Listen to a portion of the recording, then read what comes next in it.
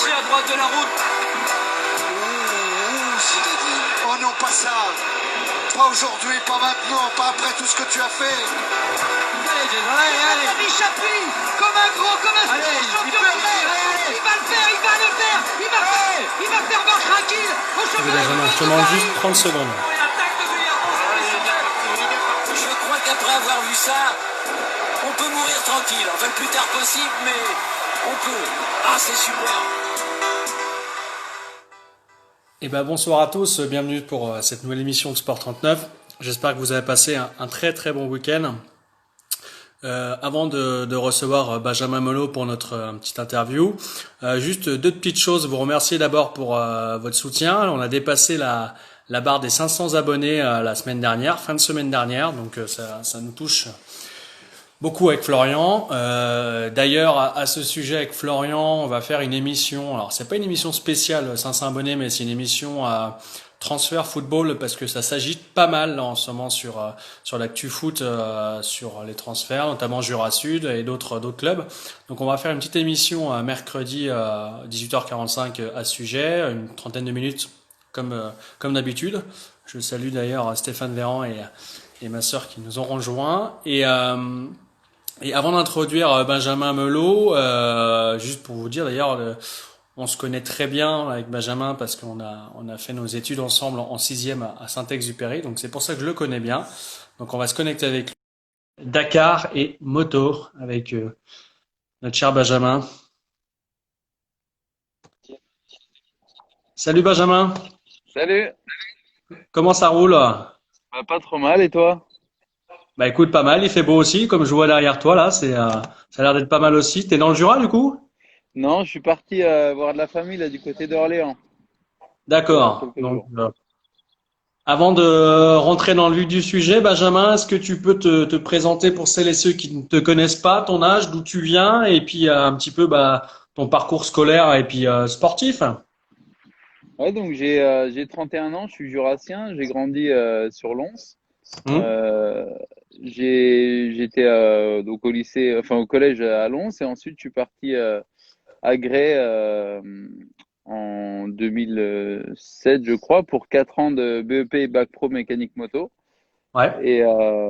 Et suite à ça, je suis parti une année au Mans faire une formation de mécanicien de compétition moto et qui nous faisait faire voilà, des championnats du monde d'endurance et championnats de France Superbike.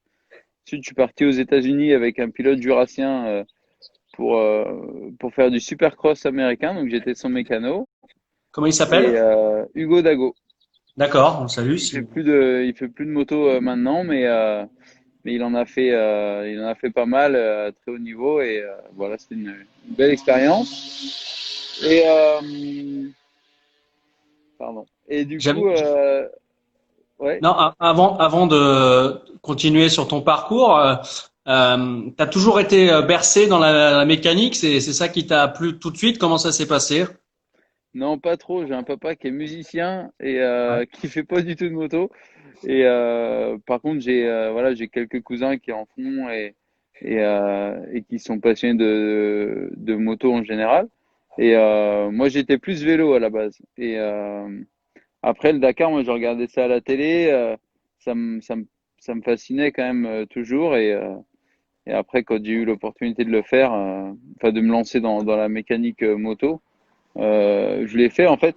À la base, le lycée à Grès, c'était pour faire mécanique cycle et motocycle.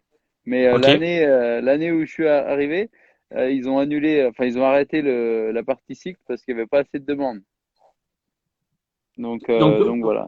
t'aurais J'ai fait pu de te la retrouver moto par défaut. mécanicien cycliste pour une équipe professionnelle, chose comme ça alors. Ça aurait pu, ouais. Ça aurait pu. Et donc si vous avez des questions, n'hésitez pas à poser des questions à Benjamin, c'est le but de l'émission. Et après l'expérience aux États-Unis, qu'est-ce que tu as fait alors? Après, j'ai rejoint l'équipe KTM pour travailler avec Cyril Després. Ouais. Donc j'étais son mécanicien pendant 4 ans. Lui, il vivait en Andorre et j'étais son mécanicien d'entraînement et de course pour certaines courses. Et après, petit à petit, le Dakar et tout ça, quoi. Alors quand tu parles effectivement du Dakar, c'est comme tu l'as expliqué tout à l'heure, c'est une course, enfin, qui tu regardais quand t'étais petit. La première fois que tu as été avec Cyril Després comme mécano au Dakar, c'était en quelle année? Est-ce que tu te souviens un petit peu dans quel état t'étais quand Euh, t'as... Mon premier Dakar, je l'ai fait avec, avec un copain à Cyril. Je l'ai fait avec Mhm. Christian Califano, Ah oui, et oui, oui. donc, qui était rugbyman et qui avait fait le Dakar. Et en fait, c'était un peu mon baptême du feu pour, voilà, pour voir si j'étais apte à faire ce métier-là et aller voilà, au sein de l'équipe officielle. Et c'était ouais, c'était une super expérience, quoi. Tu arrives là-dedans au début, tu as les yeux grands comme ça et tu découvres plein de choses, t'en apprends tous les jours et c'est une expérience formidable. Je salue Cam Chap là, qui divulgue le comté, donc il y a beaucoup de Jurassiens ce soir, on les salue. Hein. Et, euh, Camille et quand, Chapelière, pilote du Touquet d'ailleurs, qui est d'accord, du c'est vrai. sud-ouest du côté d'Osgore. Et quand tu faisais la mécanique avec Califano, comment il était Califano, parce que c'est un peu réputé pour être un bourrin comme ça, Rugbyman, c'est Ah non, il était génial. ouais. C'est vraiment une super personne et j'ai passé un peu de temps avec lui. Je suis allé chez lui, c'était vraiment trop cool. Et du coup, l'année d'après, donc t'as bifurqué sur Després alors. Et en fait, ouais, du coup, après, j'ai rejoint l'équipe KTM Red Bull avec Cyril et Ruben Faria. En fait, sur D'accord. le Dakar, je m'occupais de la moto de Ruben Faria jusqu'à 2014 et après, à nouveau en 2017, je crois. Je suis retourné avec lui. Donc en fait, du coup, Cyril Després, t'étais en observation. Enfin, je veux dire, t'étais pas vraiment son mécano attitré, t'étais dans la même équipe. J'étais en fait son mécanicien à l'année. Parce que je Ouais. travaillais avec Ah lui, oui. c'est lui Ouais. qui m'embauchait. Mais le Dakar, il avait l'équipe KTM avait un mécanicien attitré pour lui. Et du coup, moi, je m'occupais de son porteur d'eau, on appelle ça dans le jargon. C'était le pilote numéro 2 qui l'assistait en fait, et moi, je m'occupais de lui, quoi. Ce rallye là, ce rallye Dakar, ou même enfin le rallye en règle générale, parce que effectivement tu fais de la moto aussi sur d'autres compétitions que le rallye Dakar. C'est quelque chose qui t'a toujours attiré de faire de la compétition ou pas? Alors, la compétition, enfin, j'ai toujours eu cet esprit de compétition. Avant, je faisais du vélo. J'aimais la course et maintenant en moto, voilà, le défi m'attire dans tout ce que je fais. Après, ouais, ouais, j'aime ça en fait, hein. Que ce soit en moto, au volant d'un karting, au volant enfin derrière n'importe quoi avec lequel on peut faire la course, ouais, je vais aimer ça, ouais. C'est quoi, si tu pouvais résumer ce qui te plaît le plus justement dans ce sport automobile, c'est quoi? C'est l'adrénaline de la compétition? C'est quoi? Je pense que c'est le Dakar en particulier, c'est quelque chose de tellement énorme et lourd à mettre en place. Il y a tellement de choses à penser. Faut être méticuleux sur des milliers de points. Faut se préparer longtemps à l'avance. Faut faire ça bien. Euh, je pense que c'est l'ensemble de tout ça qui m'attire. Le fait de voilà de devoir faire les choses dans l'ordre et carré, je pense que c'est ça qui me plaît, ouais. Et en C'est, plus, c'est- voilà, une fois que tu arrives sur le rallye, la course en elle-même, c'est pas que faire de la moto, c'est t'as la navigation, ta gestion du temps, ta gestion de la mécanique. Enfin, c'est quand même plutôt intéressant. sans faire de jeu de mots, mais c'est une sorte de mécanique, on va dire bien rodée, bien huilée, pardon, qui fait que t'aimes bien ça? Ouais, je pense que si j'avais pas le même état d'esprit et si j'étais peut-être un peu moins méticuleux, je sais pas si je prendrais autant de plaisir à mettre de tels projets en place. Parce que dans les autres courses, c'est pas parce que tu vas nous l'expliquer après, mais t'as fait d'autres courses aussi, mais c'est pas pareil. Non, c'est différent. Bah après, les autres rallye raid, oui, c'est dans le même esprit, bien que ce soit moins important.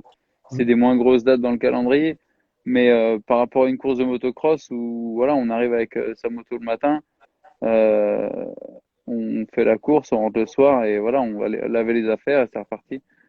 Ben, le rallye, c'est différent. Il y a beaucoup plus de choses à gérer, à mettre en place. Et quand on part, tu pars, t'as au moins une semaine de course et tu vois, quand tu pars, c'est des vraies missions, quoi. Tu pars pour un Dakar, c'est presque un mois où t'es barré, hein. Donc, ça fait, T'es, t'es un petit peu en mode commando du coup. voilà, c'est ça. Ouais. On se prépare toute l'année pour un objectif et un événement. Et c'est vrai qu'on se dit, bon, on n'a pas le droit à l'erreur, quoi. Une fois que c'est parti, tu dis, bah voilà, maintenant, tout le travail qui a été fait avant, maintenant, ça doit payer. Mais tu peux aussi tout mettre en l'air assez rapidement.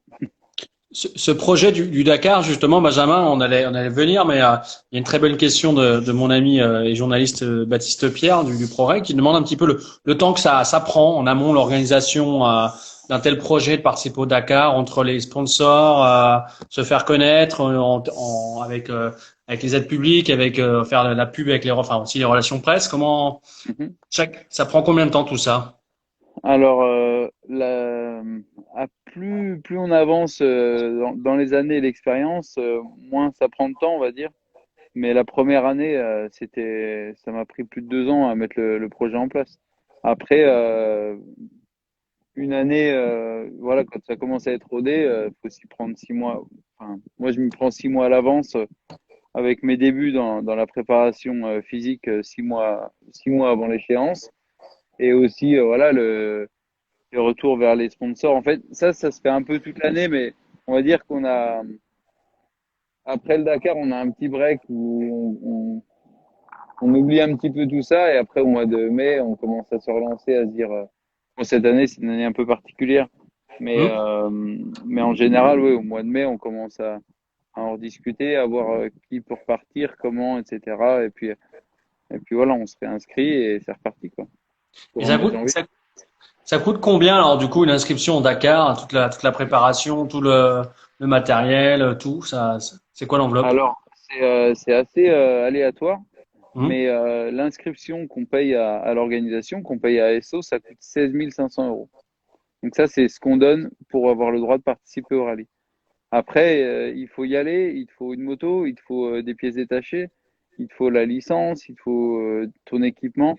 Donc, si tu pars de rien, si t'as pas encore de moto, si t'as pas, rien de tout ça, euh, ça te coûte une moto de rallye, ça vaut 30 000 euros déjà. Donc si tu arrives à avoir un partenariat avec ça, c'est génial, mais sinon, Ouais.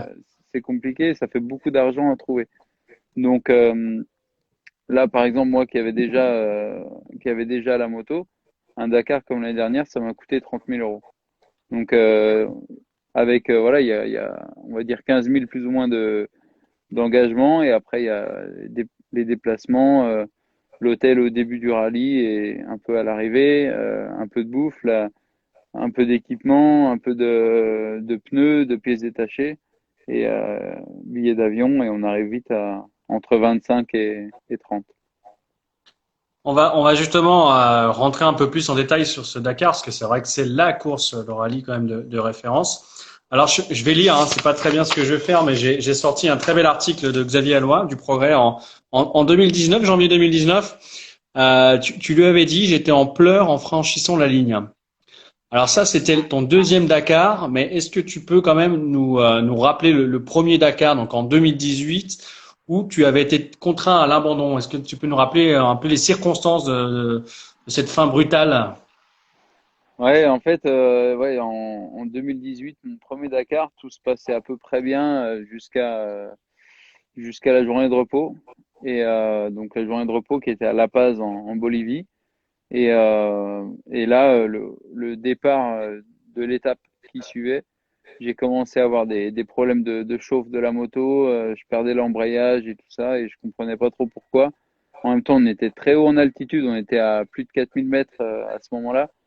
Et c'était une étape très dure. Et moi qui avais la moto qui marchait pas en plus, tu vois, c'était un ensemble de choses qui faisait que je me disais, bah, c'est normal, ça doit être à peu près tout le monde comme ça. Et vraiment, j'ai galéré. C'était une grosse journée. Il y avait 480 km, je crois, de spécial.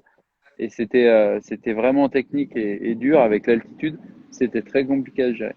Et on arrive à l'étape marathon. Donc, il n'y avait pas d'assistance ce jour-là. Euh, et, euh, et moi, je vois que j'ai perdu toute l'eau de mon radiateur. Hmm. Donc là, je me dis, bah, j'ai un problème. Je dois être en train de faire le joint de culasse ou je sais pas. Enfin, un problème moteur qui était en train de se faire. Et, euh, et petit à petit, petit à petit, hop, pardon, j'ai un coup de vent. Et petit à petit, voilà, j'ai eu de plus en plus de problèmes et jusqu'à ce que je me rende compte que j'avais de l'huile qui sortait du moteur. Et là, je me suis dit, bah, c'est le début de la fin. Et ça a pas loupé, le moteur a cassé. À... Il me restait encore 200 km de spécial avant l'arrivée. À la huitième ou neuvième étape, je sais plus ce que c'est. D'accord. Et je salue Tom qui nous a rejoint. N'hésite pas à poser des questions d'ailleurs, Tom. Et c'est quoi ton sentiment à ce moment-là, alors quand Enfin, tu vois que... ouais, la tristesse, le dégoût, à se dire que voilà, tout part en fumée et on pense à tout le travail fait en amont, à tous ceux qui t'ont aidé à trouver les budgets, à tout mettre en place, les soirées que tu as pu organiser avec les partenaires pour essayer voilà, de créer un peu, surtout pour un premier où ça paraît tellement, enfin, c'est tellement une montagne de choses à faire avant de partir que, ouais, tu te dis, bah, c'est, ça fait chier, quoi.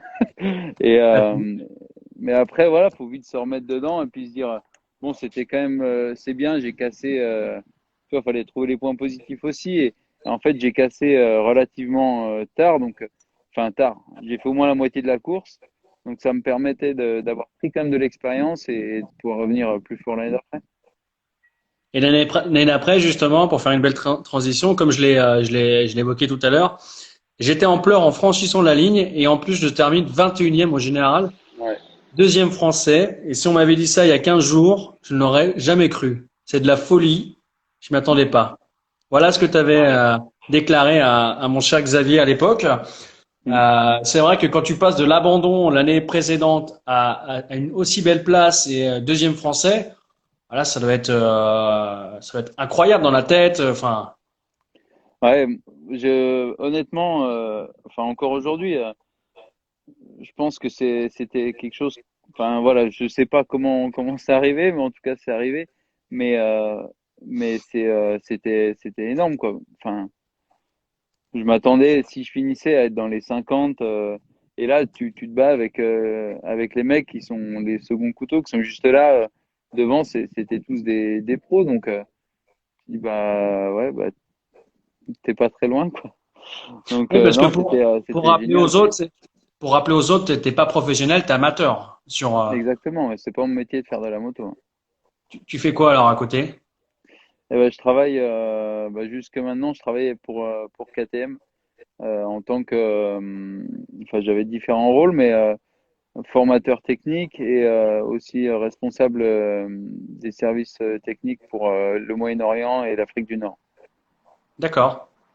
Et là, t'as changé alors du coup. Et là, je suis revenu en France depuis quelques temps et on est en train de travailler sur différents projets, mais ça n'a pas encore tout été éclairci, donc. Voilà, et le Covid n'aidant pas, c'est pas toujours évident de repartir. Et en plus, je crois voir que tu as une attache aussi qui doit jouer aussi sur tes décisions aussi pour l'avenir ou pas alors? Parce que j'ai vu qu'elle était connectée. Ouais, ouais. Non, bah, c'est vrai que bah, après, on verra où ça emmène, mais je pense que on se verrait bien quand même être en France ou ailleurs, hein, en fait. Mais bon, j'ai quand même une forte attache pour la France, donc voilà, on verra. Pour le moment, c'est difficile de se projeter avec toutes les restrictions de voyage et tout ça pour le moment. Donc, ouais, je sais pas trop. Et pour conclure ce volet Dakar, l'an passé, hein, enfin début 2020, parce que du coup bah, ça va tellement vite qu'on se rend même plus compte des mois des jours.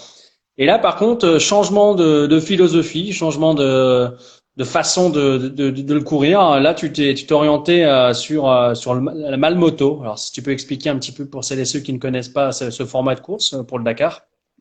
Ouais, donc la malle moto, en fait, bah, ça porte bien son nom. C'est une malle métallique qu'on nous donne au départ du Dakar et dans laquelle on doit mettre toutes nos affaires pour s'occuper de notre moto le soir. Et en fait, on a une malle en ferraille, un sac pour mettre nos affaires de moto, une tente.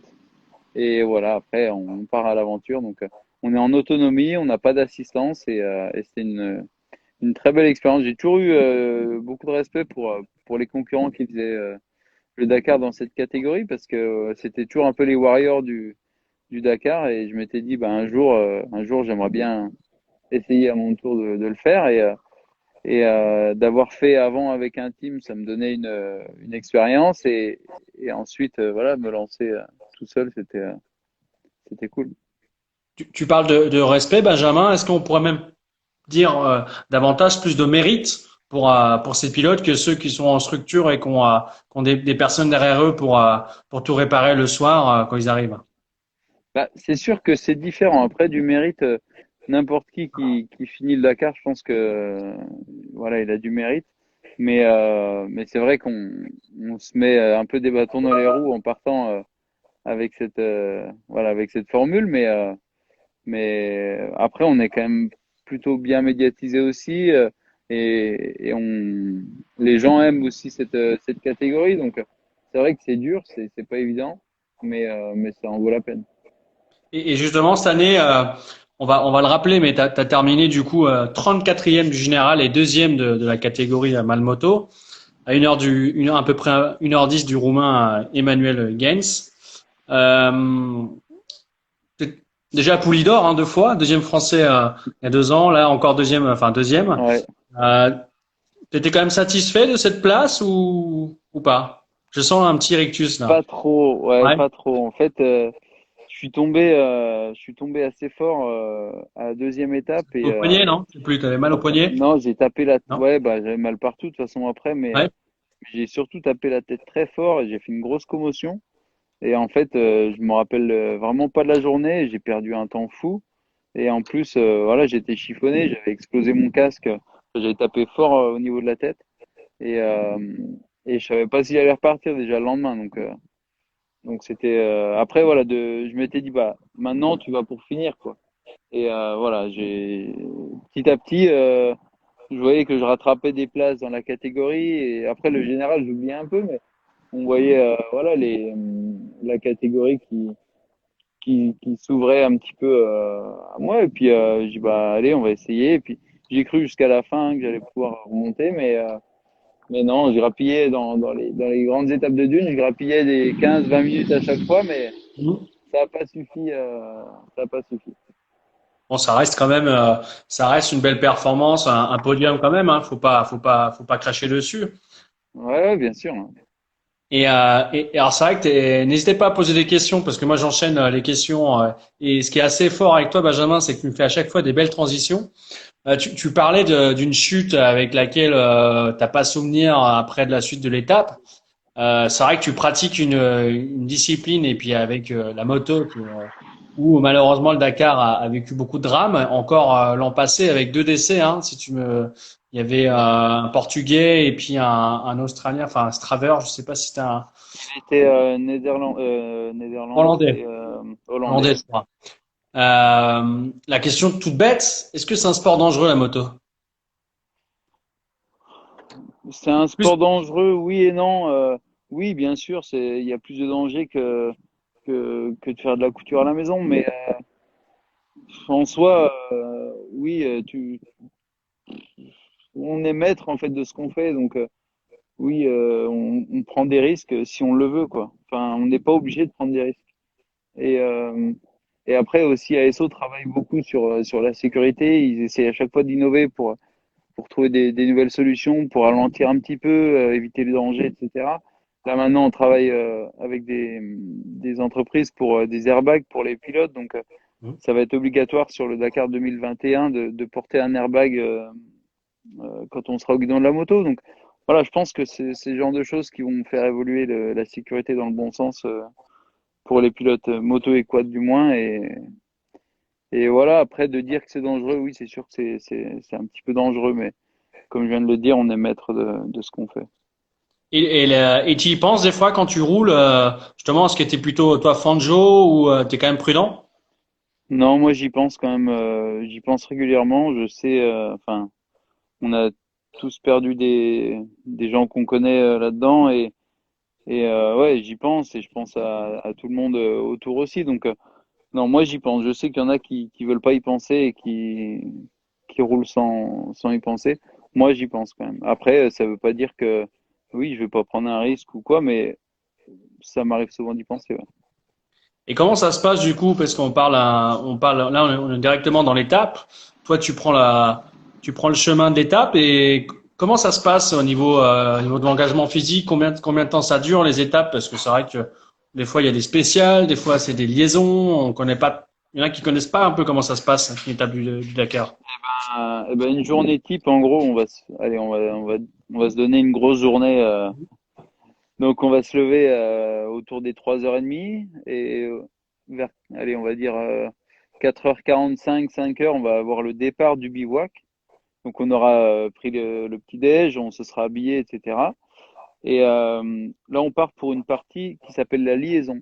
Donc, c'est une partie sur la route qui peut faire 100, 150, 200, 400 kilomètres, peu importe, jusqu'au départ de la spéciale.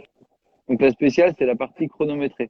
Et en Ouais. fait, nous, on a un temps imparti pour faire départ du bivouac La à liaison. départ de la spéciale. Hein. Et en fait, l'idée derrière cette liaison, c'est que on va partir plus tôt. Par exemple, si la liaison est longue, on va partir plus tôt. Le but étant de partir la première moto au lever du jour. Donc, si le jour s'élève à 7 heures, la première moto va partir à 7 heures. D'accord. Je savais pas ça. Donc, C'est. voilà. Donc, ça, on part pour la spéciale qui va faire 300, 400, 500 jusqu'à 700 kilomètres les plus longues que j'ai connues. Et, et là, on a des ravitaillements essence, pardon, des ravitaillements essence où on peut manger, ravitailler, remettre de l'eau dans la poche d'eau, enfin la poche d'hydratation. Et ensuite, on finit la spéciale et on a à nouveau une liaison qui va nous emmener au prochain bivouac. Hein. Donc tout ça Et mis bout après, à on bout, ça attaque fait notre combien de temps mécanique là? et... Oh, je t'ai perdu. Si tout ça entre la liaison, la spéciale et de nouveau la liaison pour arriver au bivouac, ça prend combien de temps? 10 heures, 12 heures? Eh ben, ça peut faire. Alors, la plus longue journée que j'ai eue, je pense, c'était mon premier Dakar. On était parti à 4 heures du matin et je suis arrivé à 21 heures. Ah ouais, Donc, ça fait une grosse journée. tu m'étonnes. Et Voilà, c'est dans les extrêmes, mais il y en a qui passent beaucoup plus de temps que ça aussi sur la moto. j'avais juste c'est vrai que tout à l'heure on parlait des partenaires, on parlait d'argent, on parlait du coût de participer à un Dakar. Tu évoquais tes partenaires. Alors je sais pas si tu peux les citer, si c'est l'occasion, hein, mais est-ce que c'est pas Ouais, trop dur bah. justement de trouver des partenaires, de les faire s'intéresser à la moto et au Dakar? Alors, oui, c'est le plus gros du boulot. C'est aller trouver les partenaires pour nous permettre de partir. Après, enfin, ouais, faut trouver des bons arguments et aussi, enfin, faut pas que attendre après eux. Faut essayer de faire des petits événements. Mon premier Dakar, j'en ai financé une bonne partie en vendant du vin, par exemple. Hum. J'avais fait du vin avec un petit sticker du Dakar avec mon nom dessus. Et on était, ouais, on avait vendu 3000 bouteilles, donc ça m'a permis de payer une bonne partie de l'engagement. Voilà, au début, t'as pas le choix. Tu peux pas spécialement trouver des partenaires pour un premier. C'est dur d'en trouver suffisamment pour partir. Donc, Et faut faire des petites actions ici et là, quoi. tes partenaires, si tu peux en citer quelques-uns, je sais que la ville, non, la ville de Lens t'a soutenu. La ville de Lens m'a aidé plus d'un point de vue logistique sur voilà quand j'ai fait des événements et choses comme ça. Après, le département a pu m'aider un petit peu cette année. Et après, j'en ai pas mal de partenaires locaux aussi. L'Hebdo qui m'aide énormément, que ce soit sur la com ou financièrement. J'ai le cabinet Torandel, j'ai l'entreprise de nettoyage Rubin. Enfin, sur Lons, j'en ai vraiment beaucoup. ce serait difficile de tous les citer parce que Ouais. je vais en oublier. Mais j'en ai. Il y a Valvital aussi, les spas à Lons qui m'aident. C'est voilà. Puis sans eux, enfin sans tous les partenaires qui m'aident, ce serait clairement impossible. Donc c'est vrai que ça en fait beaucoup et je les remercierai jamais assez pour voilà pour me donner l'opportunité de faire ce sport et cet événement. Mais c'est vrai que c'est génial quoi de se sentir soutenu comme ça. Après voilà, c'est jamais facile et faut pas oublier que personne n'est obligé de t'aider et Hmm. faut leur rendre un maximum la chose quoi. Ouais, je pense que c'est Et ma chérie aussi qui m'aide beaucoup. un peu d'amour ce soir, ça fait pas de mal. Voilà. C'est vrai que enfin c'est une série, à la limite que tu leur proposes aussi, avec à chaque fois des étapes, après avec une implication aussi comme tu l'expliquais en dehors avec des événements. Il faut se créer ce lien en fait avec le partenaire. Et des fois c'est pas simple. Ouais, je pense que c'est important d'organiser des événements où tu peux les faire déjà se rencontrer tous. Et tu vois, ça permet d'échanger, tu passes une bonne soirée, tu présentes la moto, tu présentes tous tes partenaires. Ça se mélange un peu avec la famille, les amis. Et cette année, on avait fait un truc super cool à Jura Park où en fait on avait donc j'avais fait une présentation avant le Dakar, on avait invité les partenaires, mais on l'avait ouvert au public aussi. Donc du coup, D'accord. ça permettait à Monsieur Tout le Monde qui était un peu curieux de savoir ce que je faisais, ce qu'était le Dakar, de voir la moto aussi, de pouvoir venir en fait à Jura Park et c'était une entrée gratuite et libre. Donc voilà, je sais pas, on était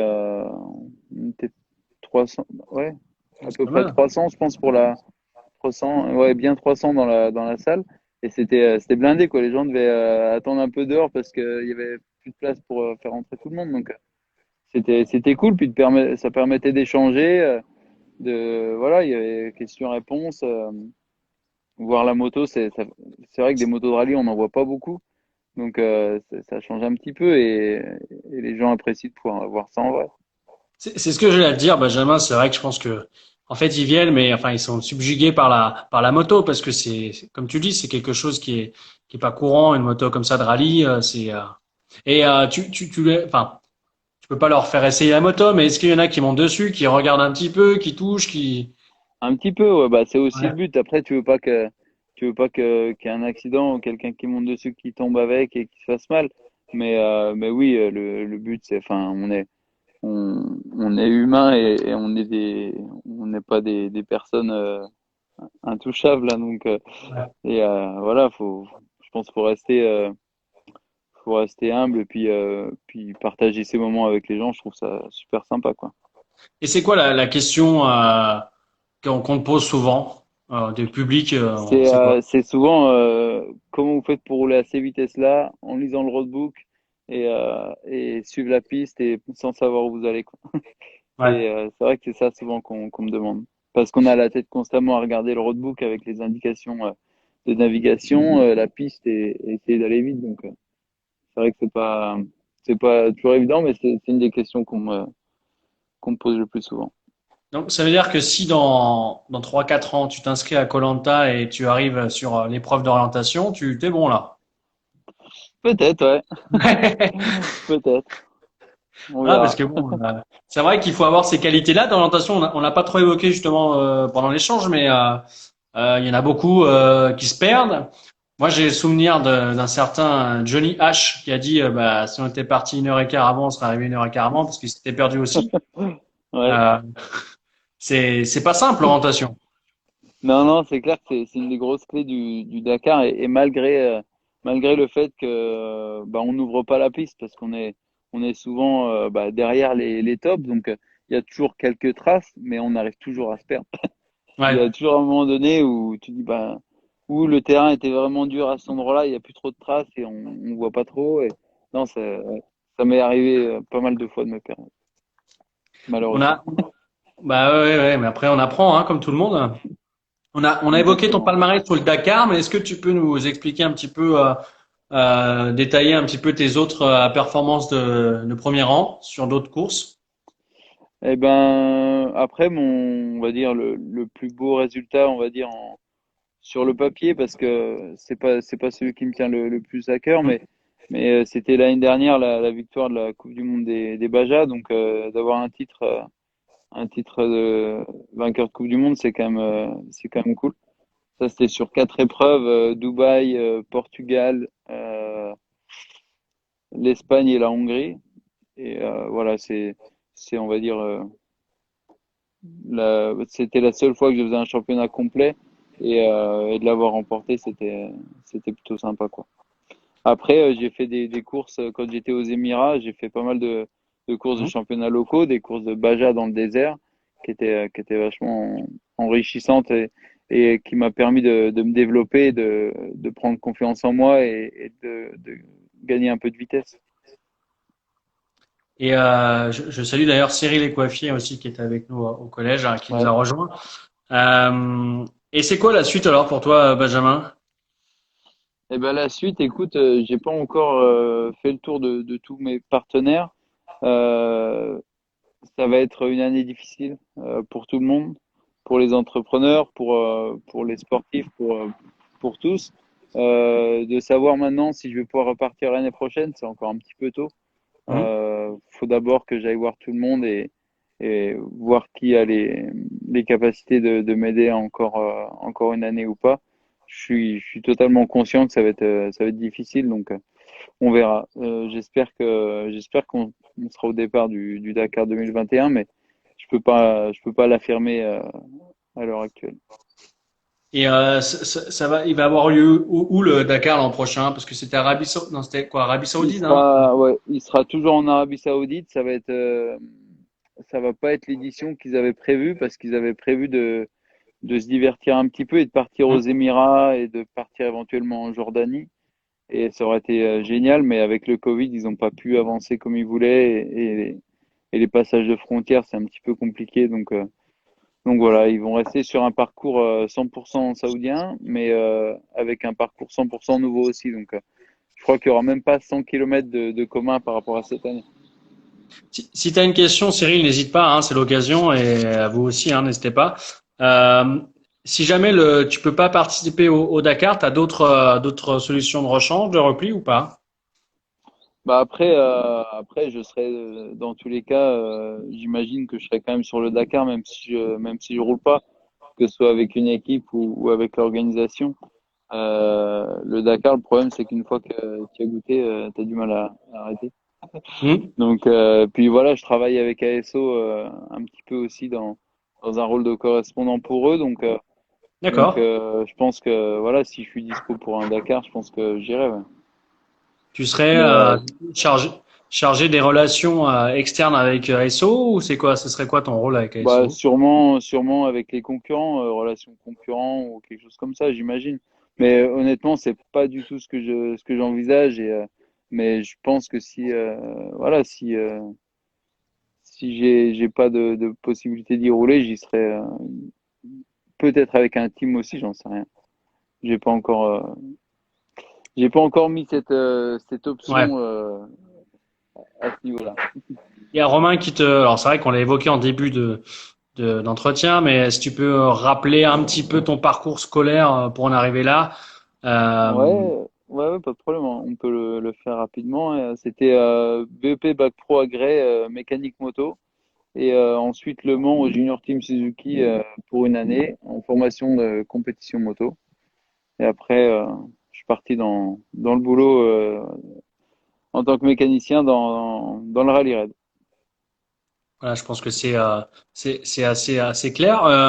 Moi, la question que je me pose, c'est par rapport à SO, si jamais tu disais que c'est compliqué pour l'an prochain, est-ce que pour l'intérêt de la compétition, est-ce qu'ASO, selon toi, ne devrait pas baisser le ticket d'entrée qui était à 16 000 euros? Est-ce qu'il ne devrait pas le baisser pour justement que la plupart des pilotes et des autos puissent participer?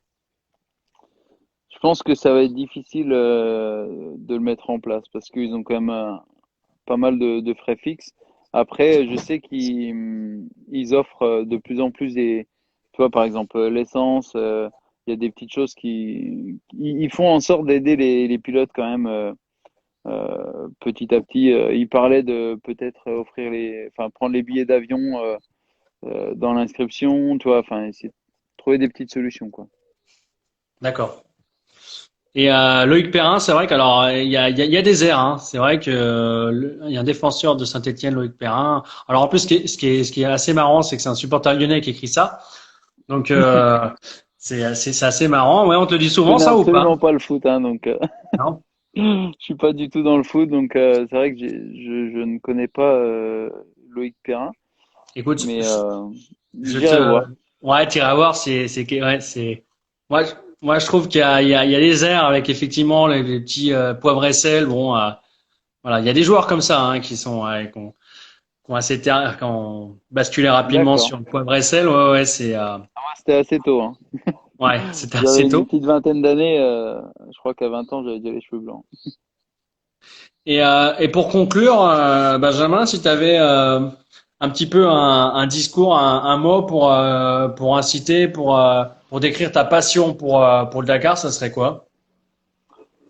Bah, je sais pas si ça va être un mot pour décrire ma passion pour le Dakar, mais je pense que quand on a des rêves et des objectifs, faut pas oublier que rien n'est impossible et il faut se donner les moyens d'y arriver.